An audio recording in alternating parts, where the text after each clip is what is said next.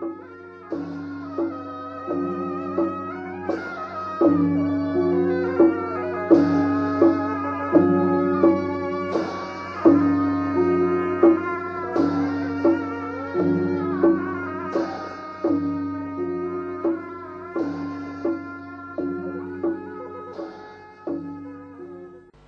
เลนะธรรมสวนังเอตัมมังคลมุตตมังการฟังธรรมตามกาลเวลาเป็นมงคลประเสริฐอันนี้เป็นพุทธภาษิตดีกว่าเอาไปได้ฟังเสียงอย่างอื่นเป็นการเสียงยั่วยวนกวนอารมณ์ทำให้เกิดความใคร่ความอยากความฮึกเหิมความปรุ่งโลดต่างๆในทางที่จะทำให้เราเดือดร้อนแต่เสียงธรรมนี้เป็นเสียงที่เป็นมงคลฟังเข้าหูแล้วจะได้นำไปกึศใจบรรทุกไว้ในมันสมองเมื่อต้องการมาเราจะได้ใจทวงทันทีทันใดธรรมะมีความจำเป็นที่จะต้องใจทุกลมหายใจเข้าออกทุกวันนี้เราปรารถนาคนดีต้องการคนดีต้องการอาหารที่สะอาดถูกปากกินแล้วไปบ่เป็นพิษเป็นภัยต้องการลมหายใจที่สะอาดบ่ต้องการอากาศที่เป็นพิษเป็นภัยต้องการคนที่อยู่ใกล้ๆเราเป็นคนดีต้องการผลไม้ที่ดีต้องการข้าวที่มีคุณภาพต้องการอากาศที่ปลอดโปร่งบ่มืดฟ้าบดฝนบ่หนาวเกินไปบ่ร้อนเกินไปฝนบ่หนักเกินไปทุกคนปรารถนาความดีทั้งนั้นต้องการความดีทั้งนั้นแต่บางครั้งเราบ่ได้ข้อมูลที่ถูกต้องจึงไปแสวงหาความดีที่บ่ถูกต้องนำเอาโรคภัยไข้เจ็บมาสู่ร่างกายหายใจบ่ออกหายใจฝืดเป็นเจ็บคอเจ็บท้องปวดหลังปวดแล่เพราะเอาไปได้ข้อมูลที่บ่ถูกต้องดังกำบักเก่าเปิ้นว่าหนทางดีบ่เตียวเหลียวเข้าป่าเลิกจั่งจะสู้เปิงกาง่อมมาก้มอกก้มใจมาชวนกันกินเหล้าเมายาสุ่มกันเป็นที่อันนี้เรียกว่าหาทางแก้ความทุกข์ในทางที่ผิดนานไปเมินไปก็เลยติดกันไปเป็นละนาวใกล้จะเข้าวาสานี่ขอเชิญชวนท่านทั้งหลายหันกลับเข้ามาสู่ทางดีร่างกายก็บ่ทรุดโทรมเร็วบ่เจ็บบ่เป็นอย่างนักหนาปาป้านนั่นก็คือเลิกเหล้าเลิกบุหรี่ให้กรรมถ้าเลิกได้ก็เลิกตลอดไปหาหนทางที่ดีเตียวจะไปเร็วหาหนทางที่บ่ดีผัวมีอยู่ก็ให้อยู่กับผัวเมียมีอยู่ก็ให้อยู่กับเมียอย่าไปนอกอกนอกใจกันอันนี้ปิกมาหาทางดีถ้าเอาไปหาในทางที่บ่ดีไปเสาะแสหามีปัญหาเกิดขึ้นสองบ้านสองเมียสองผัวปัญหามันเกิดขึ้นเพราะเอาบ่เตียวทางดีธรรมะนี้แนะนำสอนให้คนเป็นคนดีตลอดเพราะฉะนั้นคนใดที่ทำคุณงามความดีนั้นอย่าไปสงสัยทำไปเถอะบ่ผิดหวังแน่นอนดังที่เคยมีคนมาถามตุลุงตลอดว่าอายุยังหนุ่มอยู่ไปนอนวัดนอนวาไปกินไปทานไปทำบุญสุนทานกระเปิ้นคนเฒ่าคนแก่ว่าบดีอันเนี้ยคือได้ข้อมูลที่บ่ถูกก็เลยบ่ไปวัดไปวาบ่ไปจำศีลภาวนาสักกรรมไปกลัวคนที่บ่มีความรู้กลัวเปิ้นว่ากลัวเขาว่าคนเฮานี่มีเขานักลำไปงัวควายเปิ้นมีสองเขาเปิ้นจ้วยกันควิดเฮานี่มีเขานักลำไปก็เลยบ่จ้างควิดอันใดเร็วเปิ้นใดก็กลัวคนว่าจะไปตานวัดใต้ก็กลัวเปิ้นว่าไปตานวัดเหนือก็กลัวเปิ้นว่าจะไปปฏิบัติธรรมก็กลัวเปิ้นว่า เขานักลำไปบึดเขาว่าบึดเขาจะติบึดเขาจะนินตาบึดเขาจะว่าลายไปสีสะปะสะปืนมีสองเขาพอแล้วบัทนักขนาการทำความดีเอาใจเอาว่าทำเมื่อใดก็ได้ทำปีนี้ปีหน้าก็ได้ลงมือทำเตอะเมื่อตะวานี้ตุลงเอากรรมบะเก่าโบราณมาเล่าพี่น้องทั้งหลายฟังมีหลายคนพูดกับตุลุงแล้วก็โทรศัพท์มาหาตุลุงว่าของเจ้าอี้ของเลิกของเลิกเจ้าอี้ถ้าตุลุงก็นำมาเล่าไปกับหูตุลุงมาเล่านี่ก็ดีแล้วเพื่อคนรุ่นหลังได้หูกรรมที่ว่าอันยังก็บดีของที่บดีมีอย่างพ้องแล้วตุลุงนำมาเสนอว่า1ตึดกระแส2แพทย์รตวาน3ลวนผนม4ถมสมุทร5ขุดธรณี6ปีสมณะ6ข้อนี้ได้อธิบายไปแล้วเมื่อตะวาเกี่ยวกับการตึดกระแสคำว่าตึดนี่เป็นกรรมตังเหนือกรรมบ้านกรรมเมืองเฮาตังเชียงใหม่แล้วก็8ภาคเหนือตอนบนเนี่ยห้องเหมือนกันหมดตึดคำว่าตึดนี่ก็คืออุดเหมือนกับเฮาตึดน้ำตึดตั้งน้ำเอาของใส่ขวดแล้วก็เอากระดาษกาเอาอย่างกาตึดไว้บ่ฮื้อมันออกบ่ฮื้อมันพิวบ่ฮื้อกลิ่นมันออกตึดไว้คำว่ากระแสนี่ก็คือหนทางหรือทางแม่น้ำตึดกระแสนี้หมายความว่าอึดเอาน้ำมาไว้เป็นของตัวเนี่ยหมดบ่เอาไปไหลไปที่อื่นตึดหนทางเปิ้นเกยเตียวแล้วบ่ฮื้อเปิ้นเตียวบ่ฮื้อเปิ้นเดินอันเนี้ยคือตัวที่บดีเป็นที่คึดเปิ้นจะเดินทางไปนั่นแล้วไปตึดเปิ้นเหียไปตักเปิ้นเหียบ่ได้ไปสกรรมหมู่นี้เป็นต้นคนเฮาก็เลยมีเขานักล้ำไปบางสิ่งบางอย่างจะทำมาอย่างทำลงไปเตอะตัดสินไปเตอะของที่เฮาทำนั้นมันบ่เดือดร้อนตนเองมันบ่เดือดร้อนคนอื่นอันใดที่มันเดือดร้อนตัวเองเดือดร้อนคนอื่นนั้นก็พยายามหลีกเลี่ยงจะไปตึดปล่อยไปตามวิถีชีวิตของตัวเองอันใดที่มันบดีก็ควรจะตึดอันใดที่มันดีจะควรจะตึดสร้างกุศลสร้างคุณงามความดีไว้เตอะจะกินจะทานอะไรอย่างก็ตามทำไปเตอะจะไปคิดว่าปัวเขาว่ามันมีเขานักลำไป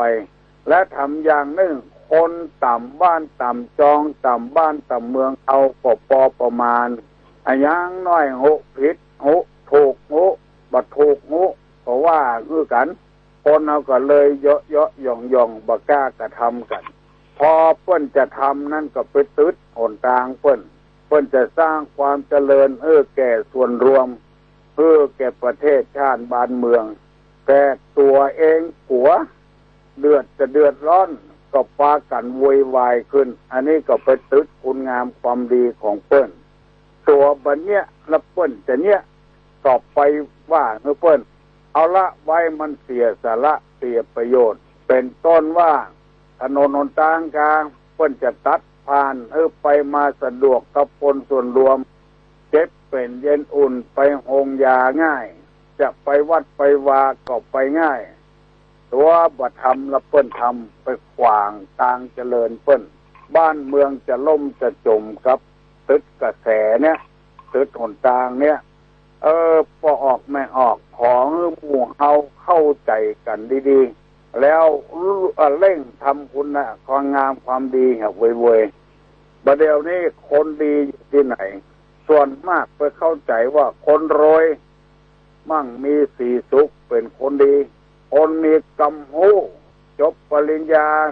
ตรีโทเอกเป็นด็อกเตอร์เป็นผู้ดี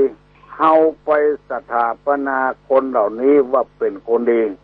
เฮาบ่ได้ไปถึงเก้าถึงห้าถึงที่ถึงกลางมันให้ก่อนเฮาก็เมาว่าเป็นคนดีบางคนทำดีโดยที่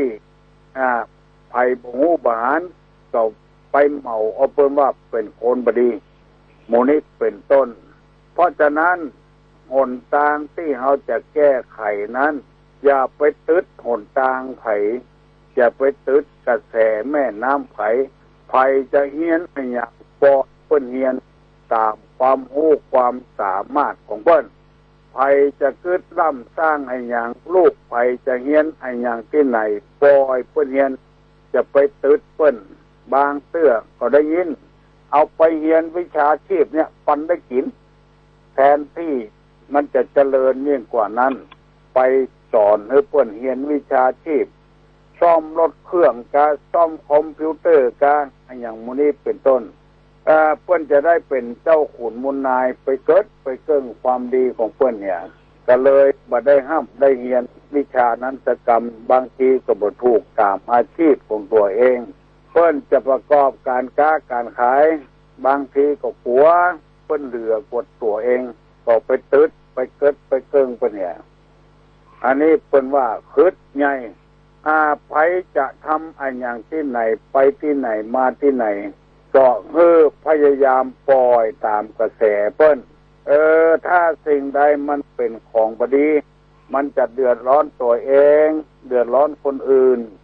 อันนี้ก็ควรจะตึดได้อย่างตู้ลุงทำธรรมะมาเสนอให้พี่น้องทั้งหลายว่าอันนั้นมันบดีเนอบดีกับตัวเองคือเปลี่ยวลูกเปลี่ยวหลานบุญไปเนี่ยไปทำเนื้อมันบดีอันนี้เขาตึดอบายไว้หนทางไปสู่ที่บดีบ่งามไว้คือกันเพื่อวันหน้าวันตามาถ้าเขาเลิกได้เขากลับหลังหัน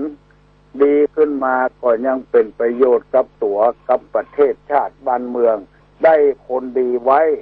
ในสังคมได้คนดีไว้กับบ้านกับเมืองต่อไปนี่เป็นต้นเพราะธรรมะคำสั่งสอนในทางศาสนาทุกศาสนาปรารถนาตัดใจคนเป็นคนดีถ้วยที่มันสะอาดเอามาใส่แกงมันก็อาจจะเป็นพิษเป็นภัยกับท้องกับไส้ต้องล้างต้องเช็ดให้มันเรียบร้อยสะอาดสะอ้านพักไม้ใส่เกลือที่จะเอาใส่หม้อแกงไม่ใช่ว่านับได้หมวดมัดติดกากวักเวกเข้าใส่ไม่ใช่ต้องใส่อันใดมันบดีกินก็เอาออกไว้อันใดดีกินก็เอาใส่หม้อแกงเป็นชิ้นเป็นฝาต้องล้างให้มันสะอาดอันนี้คือหมายความว่าเอาแนะนำให้กันดีไม่ใช่ว่าตึดคุณงามความดีให้กันเพราะสิ่งที่เราทำไปนั้นมันบดีเดือดร้อนกับพ่อกับแม่ด่าพ่อด่าแม่ด่าครูบาอาจารย์ด่ารัฐบาลหมดเนี้ยเฮาคิดใจเฮาพ้องว่าเฮาทำประโยชน์อะไรอย่างแก่ประเทศชาติบ้านเมืองพ้องถึงวันนี้รัฐบาลทำมาอย่างพ้องกับประเทศชาติบ้านเมืองถึงวันนี้เฮากับรัฐบาลคนละเรื่องเลยบางคนนี่บักกึดใจแหกก่อนด่าพระด่าผายไปเลยรัฐบาลมันมีกี่กระทรวงแต่ละกระทรวงนี้เป็นกระทรวงที่นักหนาปาป้านกระทรวงวัฒนธรรมกระทรวงศาสนากระทรวงวิทยาศาสตร์กระทรวงอุตสาหกรรมกระทรวงกลาโหมมันมีนักแต่ละคนก็มีตั้งจิตตั้งใจกันบางทีเฮาก็กู้ออกไปแล้วบ่สร้างสรรค์ไปกดไปเกิดไปเกิ้งคุณงามความดีของเปิ้นไปขัดไปแย้งคนที่ฟังแล้วฟังบ่ถูกก็เลยเข้าใจตามที่เฮาว่าไปตามนั้นเพราะฉะนั้นเฮาต้องสร้างสรรค์บ้านจองบ้านเมืองของเฮาเจริญคนได้เข้าวัดเข้าวาคนได้เคารพนับถือกฎหมายบ้านกฎหมายเมืองถึงวันนี้คนหันแก่ตัวมันนักล้ำไปจะเอาเหี่ยคนเดียวฟังไผ่ซื้อหวยต้องการรางวัลที่1คนเดียวหมดจะเอาเข้าตัวเอง ถูกแล้วเป็น10 ล้าน20 ล้านแล้วงวดหน้ายังซื้อแถมอยู่เฮาบ่กึดหาเมื่อเฮาบ่มีเมื่อเฮามีแล้วควรจะย่างป้องให้คนอื่นผูกพ้องข้างเขาในอกในใจในบ้านในจองของเฮาเนี่ยหมดเฮาจะสังเกตง่ายๆตู้ลงเคยสังเกตเพื่อมีการในงานอย่างแจกเครื่องรางของขลังของดีว่าอันเถอะมีการมีงานอย่างเปิ้นมาเฮาก็ต้อนรับเปิ้นการผ้าป่ากระตานกฐินกลางการเปลี่ยนการอย่างหมู่นี้มาเป็นหมู่ก็เลยต้อนรับเรื่องของเจ็บมาพอว่าอันนี้ว่านี่ของนี้ยังว่าแถมอยู่ทั้งที่ตัวบ่พอตัวเก่าว่าตัวดีกาบดีกาบ่ได้พอต้องการของดีๆจะคืนเงินใหม่ก็หาวันดีๆอยู่ต่อไปแล้วจะได้ร่ำได้รวยโดยวิธีการร่ำการรวยของตัวเองนั้นได้มาวิธีใดบ่เกิดจะได้ฟุกอย่างเดียวอันนี้เป็นนิสัยของปุถุชนเอาธรรมดาในพุทธภาษิตบ่ได้บอกว่าอย่างอันอยู่บ่ได้จะร่ำจะรวยพุทธภาษิตบอกว่าวิริเยนะทุกขมัจเจติคนล่วงทุกข์ไปได้เพราะความเพียรแล้วก็เนี่ยเวียกเนี่ยการเพราะความเพียรจะร่ำจะรวยเพราะเนี่ยเวียกเนี่ยการคนเอาประเดี๋ยวจะเอาง่ายเกินไปเพราะฉะนั้นพี่ป้านาอาลูกเต้าหลานเลนวงศาคณะญาติทั้งหลายการที่จะโรยที่มันผิดธรรมชาติมันเหมือนนับมีถ้าจะร่ำรวยมีเงินมีทองปฏิบัติตามคำสอนพระพุทธเจ้าว่าวิริเยนะทุกขมัจเจติคนล่วงทุกข์ไปได้เพราะความเพียรทรัพย์สมบัติจะเกิดขึ้นก็เพราะการหามีพุทธภาษิตรับรองไว้มากมายก่ายกองโดยอาศัยเหตุนี้เราจะไปหวังคือมันร่ำมันรวยโดยผิดธรรมชาติมันเป็นไปบ่ได้ถ้าเป็นไปได้มันก็อยู่บ่เหมือนพี่น้องทั้งหลายจะหันว่ามันผิดธรรมชาติอย่างใดสมมติว่าเอาปลูกลำไยไว้ต้นหนึ่งเอาแก่นมันมาปลูกมาเพาะพันธุ์โดยมันออกมาแล้วเอาไปปลูกต่ออดน้ำใส่ปุ๋ยมัน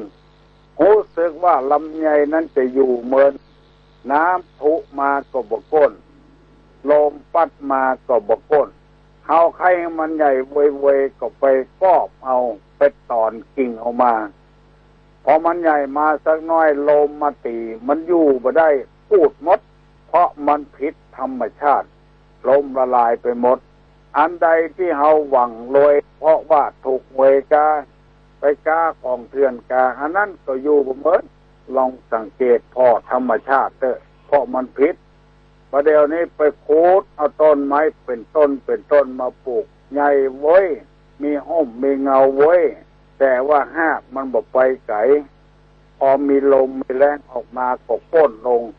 เพราะว่าไปขุดเอาต้นใหญ่มาปลูกแถมที่นึงมันเวยมันตันใจ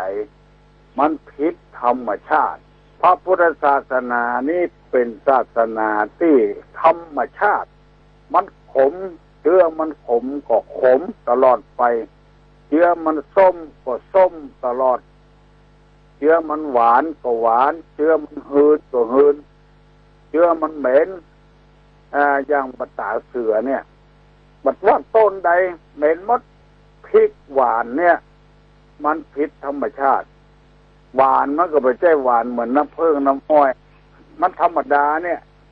ลองกินข้าวก่อนยังเผ็ดอยู่มันเป็นธรรมชาติของพริกเสียแล้วบ่ห้อยเนี่ยบ่ห้อยกินบ่ห้อยตัวใหญ่ๆเนี่ยลองกินก็เถอะมันถึงขมอยู่มันแต่ขมน้อยเกินไป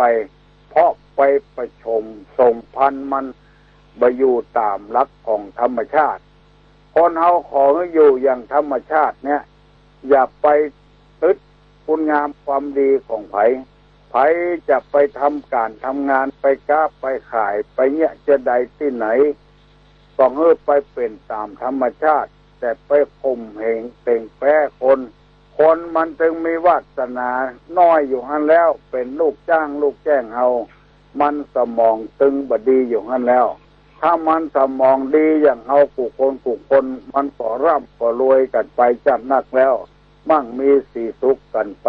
ธรรมชาติแล้วมันจะย่อมมีพ่องมีพืชพ่องวัชพืชพ่องพืชนี่ก็คือต้นไม้ยืนต้นกลางวัชพืชนี่ก็หมู่มีหญ้ามีผงหมู่นี่มันเอื้อเฟื้อแผ่ซึ่งกันและกันหมู่หญ้าถ้ามันตายไปแห้งไปมันก็เป็นปุ๋ยของไม้ใหญ่อุปมาฉันใดก็ฉันนั้นลักของพระพุทธศาสนานี่ออกคือคนเอามันให้มันหามันก้ามันขายมันเนี่ยให้ใส่ส่วนทางไผ่ทางมันซื้อของเปิ้นมาขายก็หันใจคนปลูกพ้องบางทีคนค้าขายนี่มีมันสมองได้นักกว่าคนทำก่อนสมมติว่าไปซื้อกะหล่ำเปิ้นมากิโล3 บาทเอาไปขายเป็น10 บาทลูกจากสวนเอามากาดได้กำไรเป็น2 ตบปุ้นมันใครเกินไปหน่อยแล้วก็อ้างไปเลยอ้างว่าเศรษฐกิจตกต่ำอ้างว่าน้ำมันแพงบางทีบ่มีความจำเป็นอย่างสักหน่อยที่จะไปอ้างก็เพราะว่าลวกใส่ตัวนักลำไปอ้างน้ำมันแพงอ้างเศรษฐกิจตกต่ำพี่เอ้ยน้องเอ๋ยพ่อไปไกลๆเน้อถนนแปลงติ๊กตัดถนนหนทางไปกุฏิกุฏางบอกว่าเส้นใดสายใดบอกว่าเมื่อค่ำเมื่อคืนเมื่อวันรถเต็มถนนรถเครื่องการรถยนต์การเต็มถนนหลีกเลี่ยงแปลงใดก็ไปไม่ได้จะไปว่าเศรษฐกิจตกต่ำจะได้ไผทำให้เศรษฐกิจตกต่ำเฮาจังว่าไปเลยไปทางใดก็มีการลดกลางมีการมีงานหยังก็มีการลดกลางบัดเดียวนี้มีงานปล่อยงานรามมาอย่างก็ต้องหาที่จอดรถก่อนถ้าบ่มีที่จอดรถเลยจัดยากมีศพมีซากก็ต้องเอาไปวัดไปวาปุ่นก่อนพอวัดกับโรงเรียนใกล้กันเอารถไปไว้โรงเรียนปุ่นตะก้อนเปิ้นบ่เดือดร้อนเชื่อบ่เดียวเปิ้นเศรษฐกิจเปิ้นดีของเปิ้นแล้วก็บักกินง่ายใจโอ้ยอย่างเฮาอย่างเปิ้นเฮานี่เอาสะปะสะปืนมีคนมาอู้หุตุลงฟังว่าฝรั่งเนี่ยปัวคนไทยกินนักนำไปแกงเป็น2 ถ้วย3 ถ้วยมีปอยมีลามลองสังเกตในวัดในวาจนพอล้นโต๊ะเอาซุกกับปืนโต๊ะก็มีมันนักลำไปฝรั่งเพื่อนกินอย่าง2 อย่างเนี่ยกินอันที่มีสาระมีประโยชน์นับเพื่อนถึงปัวคนไทยบ้านเมืองเพื่อนเจริญเศรษฐกิจเพื่อนดีก็เพราะว่าเปิ้นบัสโลสละอย่างเฮาแกงอ่อมก็มีจินดาบก็มีน้ำพริกกำปิน้ำพริกน้ำพริกอ่องน้ำพริกป่าเต็มโต๊ะเต็มตังเนี่ยเอาไปเดือดว่าเศรษฐกิจบ่ดีเพราะคนไทยของเฮามันกินนักล้ำไปถึงวันนี่มันจะมีสัก 50% อันนี้ที่คนนึ่งเข้าที่หุงเข้ากินคนเดียวส่วนมากนั้นจะนึ่งขายหุงขายเนี่ยกินขายส่วนมากนะคนเฮาบอกค่ามีมนนึ่งให้เข้าแล้วแบบนี้อย่างแล้วอาศัยเงินอาศัยทองเป็นพมอกพหมานอันเนี้ยพอออกไม่ออกไปจะไปนับได้นับว่าเงเปิ้นไปทางใดก็มีก็วิทยุมีก็โทรทัศน์โทรศัพท์ละอ่อนตัวเต้าอย่างโง่ก็มีโทรศัพท์มือถือขึ้นล่องมันเป็นต้าไผเขาจะไปโยนให้รัฐบาลนั้นยังถูกต้องเตื้อแปลงถนนสร้างไปเตียวป๊อบก็มีติดเตียวตั้งใดก็เป็นรถเป็นรางอย่าประตกประเสื่องจอดขายตำหิมถนนหนทางรถมือ2เหมือนเพิ่นขายผักขายไม้เขาไปซื้อผักกาดก็ไปซื้อรถเครื่องเก่ากับรถยนต์เก่านี่ซื้อผักกาดนี่ยังยากเหลือซื้อรถเก่าขายตามข้างบ้านข้างจองหมู่นี้เป็นต้นอันเนี้ยนำมาเสนอเมื่อพี่น้องทั้งหลาย